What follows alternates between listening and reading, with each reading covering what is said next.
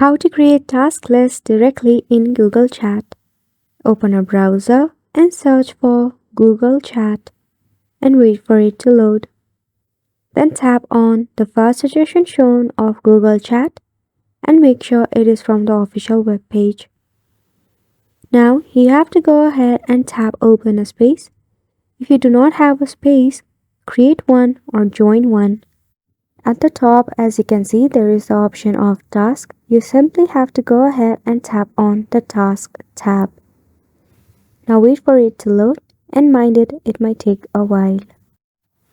Right here, you will see a bubble called add space task. You simply have to tap on it.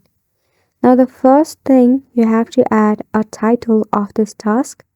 For an example, I'll just write complete presentation. Then you have to select date and time right here. So go ahead and do that as well. Now in the assign section, you can assign to one of the group members. And you can also add a little detail about this task. For an example, I'll be writing presentation on today's AI and impact on the world. Tap on add once you are done. And voila! You have just created your very own space task, and in the group chat or the space, it will be notified like this along with the person it is assigned to. Isn't it simple? So go ahead and give it a try, and thank you so much for tuning in.